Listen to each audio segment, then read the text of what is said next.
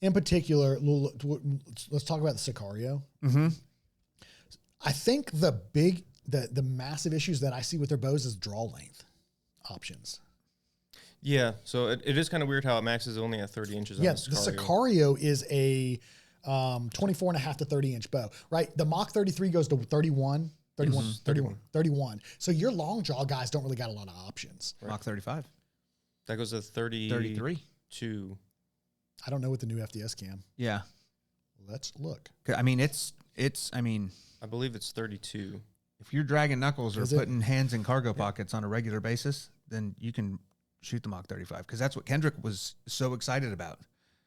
Because he's like, 32 and a half is yeah. what it goes to. Okay, yeah. So they do have something. It's just a lot of bow, but typically a guy that's long is going to want a longer axle bow anyways. Sure. But your guys that want the speed bow, that's a 33 inch axle to axle bow. It only goes to 30 inches. Kind of a drawback for some people, or a deal breaker, I would say, because if it obviously doesn't fit you. Right. But that's the talk this year so far, right? As far as bows, is the Sicario. Sure. That's what's impressed more people. When you look at it, PSE does not fudge their IBO numbers. No, I don't. I think they're one of the few that do not. They hit true IBO, and that bow is rated at 357 feet per second. It is smoking fast. Yeah. Ridiculously fast. The surprising thing about how fast it is if you've ever shot a speed bow, right? Some of the older speed bows. Horrible. Turbos and all that. Turbos. Like some of the older turbos weren't terrible from Hoyt. Like some of them were good. I think it was like the RX-1 turbo. I had an RX-3 turbo. RX-3 turbo. It's aggressive though. Yeah, it is. Stacks a little bit more, very short valley. Very short. Yeah, so that's where you're getting all the speed from though. Yes, and that's what you think speedbow, you're like, unforgiving, not shootable, horrible aggressive. back wall. It's just, valley, super short. The Sicario is surprising, right? It's got a brace height of 5.25 inches, so it's a super short brace height, right? Which we were looking at, it could be a problem with some fletching configurations, right? Depending on your rest option. Yes. Your veins are right there at that rest. But it's a 33 inch axle to axle bow, putting up blazing fast speeds, legitimately blazing fast speeds. It's light. It's 3.9 pounds. Again, draw length goes from 24 and a half to 30 inches. But when we shot this bow, the FDS cam on it, surprising, very surprising. Like I was expecting it to be much stiffer. It's stiffer than a Mach 30 or 33. It has to be. Right. The bell curve is different. It is stiffer, but it is still a very smooth, consistent draw cycle all the way to the back that doesn't dump off, right? No massive dump on the back half. And the valley is still, it's shorter, less forgiving than like a Mach 33, but it's still not so short that you can't relax whatsoever and it runs away. Right. It's not Levitate short. That Levitate, when I got back to that back wall, was like wanted to run on me. Really? Yeah. It must not have been in time then. Yeah, you must have had a timing issue. I've had a Levitate since the first gen, and mine's awesome. Yeah, I put mine at 85%. Hold on, what cam do you have on yours? E2. E2? What cam did you shoot? It was the E2. It was the E2 cam. Yeah, that makes sense. It was just so aggressive just because of that lobe, and it was just, as soon as it dumped, it was so tiny. But the FDS cam on the Sicario does not have that. No, not at all. I feel like I can relax, I can settle into it, and then I can just go through my process. Yeah. The only thing I think is that timing must have been off on that Levitate you shot. It had to have been. Yeah. Because mine is super forgiving on my back wall. Really? Yeah. Oh, man. Yeah. Yeah, I didn't. Because it wanted to run on me. So we got another question. How does the FDS cam compare to the E2 cam? The Levitate with the E2 cam is 348 feet per second with a 6 1/8 inch brace height. That's got to be in Sicario territory with a 5 inch brace height, JR. What do you think? So how does the E2 cam on the Levitate compare to the FDS cam, in your opinion? Like, yeah, that's a tough question. I mean, they're very similar to each other. Like I even said at the beginning, that, it feels like the FDS cam is a mix between the Evolve cam and the E2 cam. Right. I think it's gonna. I mean, obviously it's gonna be faster. I believe the FDS cam is gonna be faster than the E2 cam, and it's gonna be a much smoother draw curve too. Yeah, because the E2 cam on some of those bows is pretty. It's a little bit more aggressive. It's pretty stout. It was still an awesome cam. Yes. I think. Yeah. So, like, dude, PSE has done such a good job with their cam design over the years. Like the EC cam, the E2 cam, EC2 cam. They Even had the S2. Okay, the S2.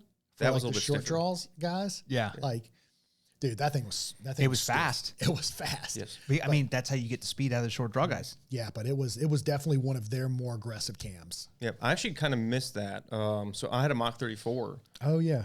And that had the S2 cam on it, and I could shoot that bow so freaking good. I felt like, and I honestly regret getting rid of that bow, to be honest, because I almost want to set that up as a hybrid bow, and shoot that as a target bow as well. Like I actually really love that bow a lot, and I was still getting really good speeds out of it, being a 34-inch axle bow. Really? Yeah. Well, we know a guy. So the 34. I mean, I've thought the 34.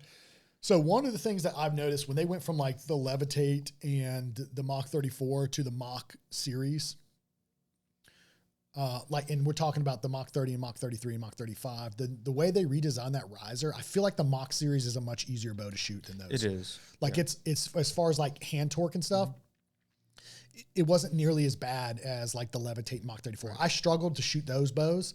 The Mach series that we've got now, I shoot exceptionally well. And then with the new FDS cam, it felt like at full draw, it's even more stable and less torquey, if that's even a possibility. So I know they did kind of widen the limb pocket from when they added the Mach 30. So I believe the limb pocket's a little bit wider. Yes. And then they did have the FDS system in place by then too, because I don't think that was on the Mach 34.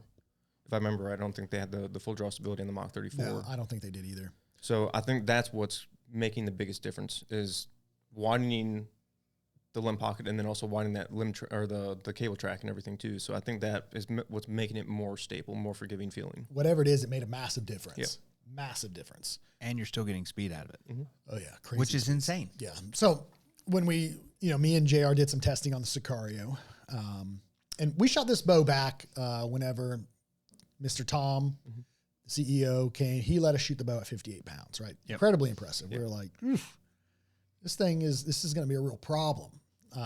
It's going to be popular, right? When I say problem. And we finally got ours in to do a little bit more testing again. And the brace height on it, incredibly short. Like I said, 5 1/4. And JR shot the bow at 30 inches, 72 pounds, 443 grain arrow, consistent 314 feet per second.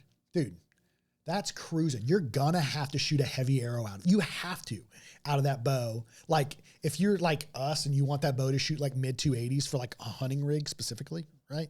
You're going to want a heavier arrow, which is awesome. You can shoot a heavy arrow just as fast. You can shoot a 600 grain arrow. So I've got adult arrow guys.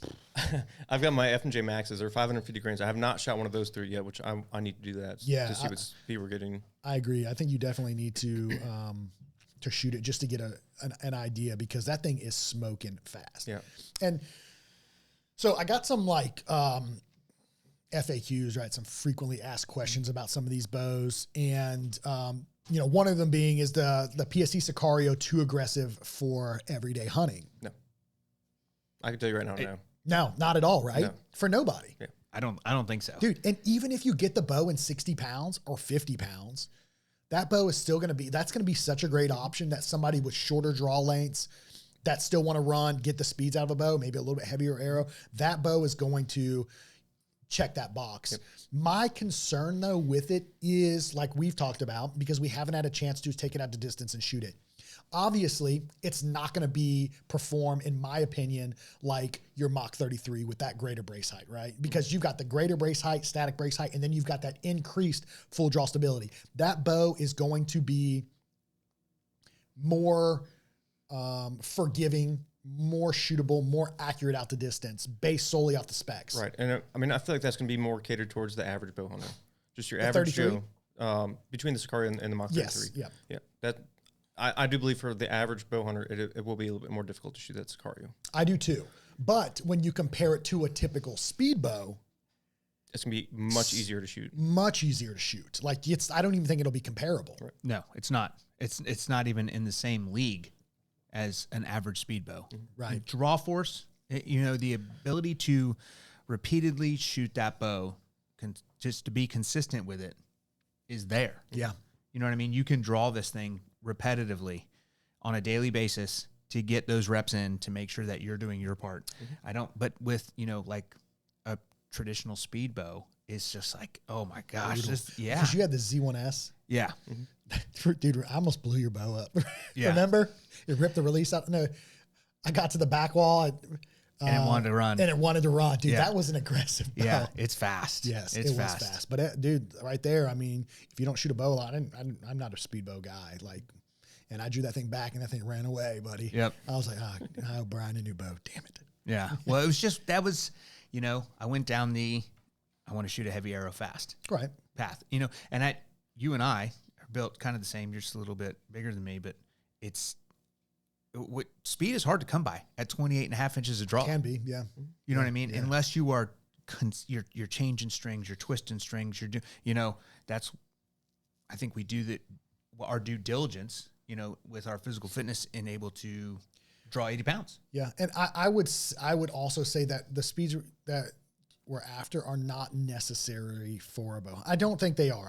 Dude, speed is not the final factor in whether you kill an animal or not, right? Like, dudes are shooting with recurves. I understand that. Yes. But I also shoot tack. We also shoot 3D. We shoot long distances. And we shoot in Eastern North Carolina where your window is, because of the brush and the overgrowth and everything like that, may be an 8-inch box that you're shooting through. And if you don't have time to change your sight move and look for, you know, that arrow trajectory, you want it to shoot as flat as possible. That's where your speed comes in. You know, I want my first and second pin gaps to be so close that if I don't have to guess yardage, if I know that the animal is at 27 yards, I'm putting both 20 and 30 yard pins on that animal in the vitals and I'm letting her eat. Yeah. Yeah. And I think you can get away with that for a lot. And like I said, the speed is not a final factor, but it is a major factor for a lot of people, especially our shorter draw length guys that only have one bow, right? Because they want to go shoot tack events. They want to do a Western hunt, right? They want something that's going to be a little bit greater margin of error because the arrow's a little faster. They can shoot a little bit heavy arrow, a little bit faster. So it's a factor for a lot of people. Yeah. And it's also becoming like a trend too. Like a couple of years ago, it was, I want to shoot a heavy arrow. Oh, dude, I think we come full circle every couple of years. And now it's the trend of, I want to shoot a fast arrow. So it's, just like you said, every couple of years that changes.